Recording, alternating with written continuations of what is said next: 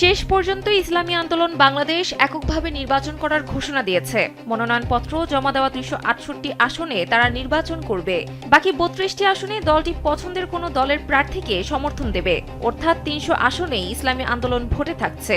কার্যত আসন বণ্টনের হিসাব নিকাশকে কেন্দ্র করে ইসলামী আন্দোলনের সঙ্গে জামায়াতের নেতৃত্বাধীন 11 দলীয় নির্বাচনী ঐক্যের বিচ্ছেদ ঘটে। সংশ্লিষ্ট ব্যক্তিরা বলছেন, এর মধ্য দিয়ে ইসলামপন্থীদের ভোট এক বাক্সে আনার উদ্যোগ শেষ পর্যন্ত ব্যর্থ হলো।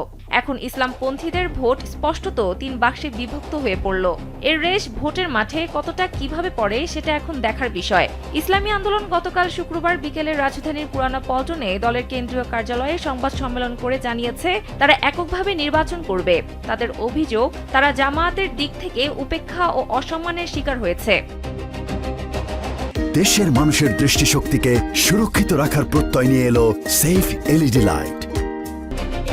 এর আগের দিন বৃহস্পতিবার জামায়াতে ইসলামীর নেতৃত্বে 10 দলের শীর্ষ নেতারা সংবাদ সম্মেলন করে 253টি সংসদীয় আসনে সমঝোতা চূড়ান্ত করার কথা আনুষ্ঠানিকভাবে জানান। তারা ইসলামী আন্দোলনের জন্য 47টি আসন ফাঁকা রেখেছিলেন। সমঝোতা না হওয়ায় এখন এই আসনগুলোতে প্রার্থী দেওয়া হবে। রাজনৈতিক বিশ্লেষকরা মনে করছেন, 11 দলীয় নির্বাচনী ঐক্য থেকে ইসলামী আন্দোলনের সরে যাওয়ার মধ্য দিয়ে ইসলামপন্থী দলগুলোর রাজনীতি কার্যত 3টি ভিন্ন ধারায় বিভক্ত হয়ে পড়েছে। এর একদিকে রয়েছে জামায়াত ইসলামীর নেতৃত্বাধীন 10 দলীয় নির্বাচনী ঐক্য। এই মোর্চায় ইসলামী দল 5টি। অন্যদিকে চরমোনাই পীরের নেতৃত্বাধীন ইসলামী আন্দোলন এককভাবে ভোট করার ঘোষণা দিয়েছে। আর তৃতীয় ধারায় বিএনপির নেতৃত্বে যুগপৎ আন্দোলনের শরিক হিসেবে নির্বাচনী সমঝোতায় যুক্ত 3টি ইসলামী দল, যাদের একটি নিবন্ধিত ও 2টি নিবন্ধনহীন।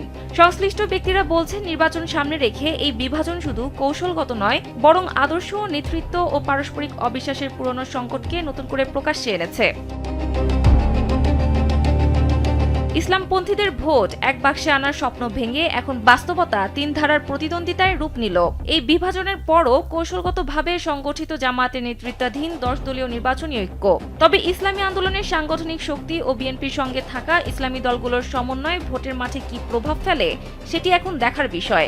নির্বাচনী আসন সমঝোতা নিয়ে এই বিভক্তিকে ইসলামপন্থী রাজনীতিতে নতুন তিক্ততার বীজ বপন হিসেবে দেখছেন ইসলাম বিষয়ক লেখক ও গবেষক শরীফ মোহাম্মদ। এসব তথ্য তুলে ধরে প্রতিবেদন প্রকাশ করেছে দৈনিক প্রথম আলো। সানজিদা ইসলাম, কালবেলা।